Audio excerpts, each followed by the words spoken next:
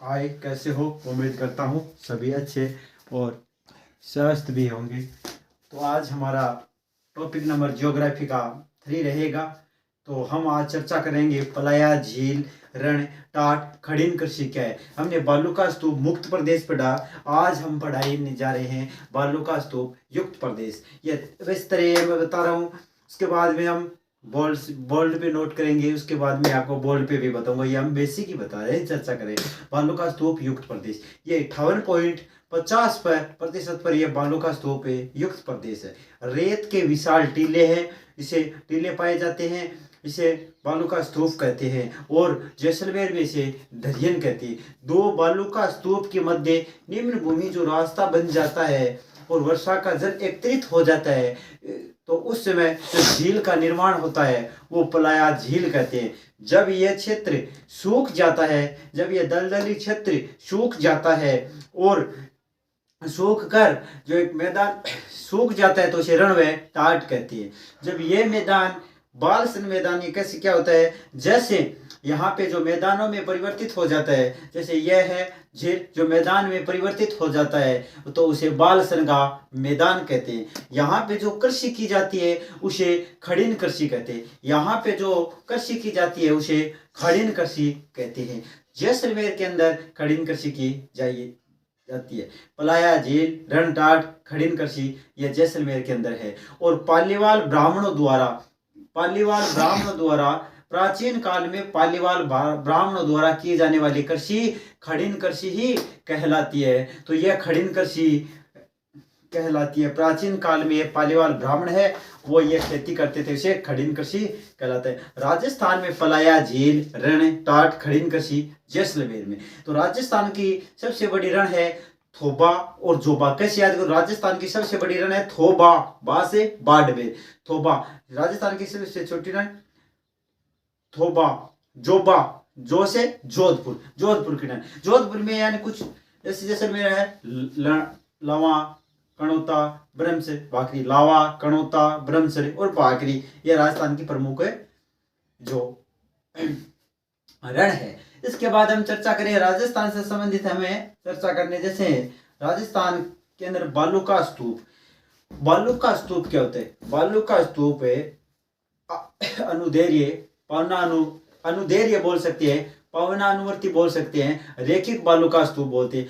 पवन है, पवन की दिशा के समांतर बनने वाले बालू का स्तूप है, अनुप्रस्थ बालू का स्तूप है, रेखिक बालू का स्तूप है, ये कहा जाता है। तो यह कहाँ कहाँ पे बनते हैं दोस्तों? तो यह जोधपुर, जैसलमेर और बाड़मेर में यह बनते हैं। अनुप्रस्थ बालू का स्तूप पवन की दिशा के समकोण पर बनने वाले बालू का स्तूप है, वो अनुप्रस्थ बालू का स्तूप कहलाते हैं। यह कहाँ कहाँ पे बनते हैं, कौन कौन सी जगह है जो यह बनते हैं? गंगानगर के सूरतगढ़, हनुमानगढ़ के रावचर, बीकानेर के चूरू और झुंझुनू में मुख्य रूप से यह बनते। उसके बाद हम चर्चा करें बरखान क्या है। बरखान व अर्धचंद्राकार बालू का स्तूप। बरखान और अर्धचंद्राकार बालू का स्तूप। जैसे राजस्थान में मरुस्थल के लिए सर्वाधिक उत्तरदायी बालू का स्तूप बरखान ही है। तो बरखान राजस्थान में शेखावाटी क्षेत्र में, जैसे सीकर, चूरू, झुंझुनू। और उसके बाद हम चर्चा करें झुंझुनू आदि देशनोक,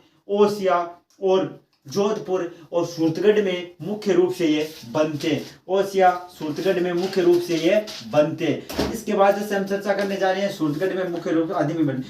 पेराबोलिक, पेड़ के आसपास बनने वाले बालू का स्तूप है वो पेराबोलिक कहते हैं। पेराबोलिक है, पेरा से याद कर लो, पेड़ के आसपास बनने वाले बालू का स्तूप को पेराबोलिक बालू का स्तूप कहते हैं। और इसकी आकृति है जो महिला के हेयरपिन होती है, इसकी आकृति महिला के हेयरपिन के समान इसकी आकृति है, पेराबोलिक। ये महिला के हेयरपिन। तारा बालू का स्तूप, ये तारे के आकार का होता है। तारा बालू ये एक तारे के आकार का होता है। ये मुख्यतः कहाँ पाया जाता है? ये मोहनगढ़ में पाया जाता है और मोहनगढ़ सूरतगढ़ में पाया जाता है। मोहनगढ़ में पाया जाता है पोखरण। मोहनगढ़, पोखरण और सूरतगढ़ में मुख्य रूप से यह तारा बालू पाया जाता है। उसके बाद हम चर्चा करते हैं नेटवर्क बालू का स्तूप।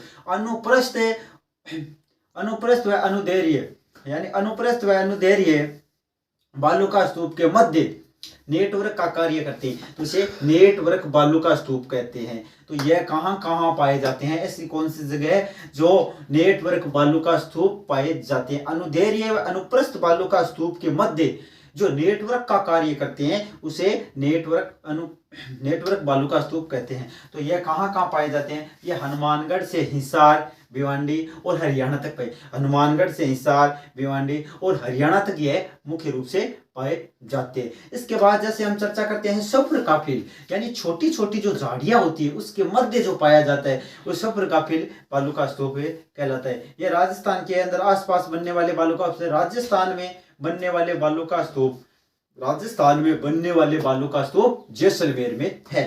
तो राजस्थान में बनने वाले बालू का स्तूप जैसलमेर में है, स्तूप जैसलमेर में।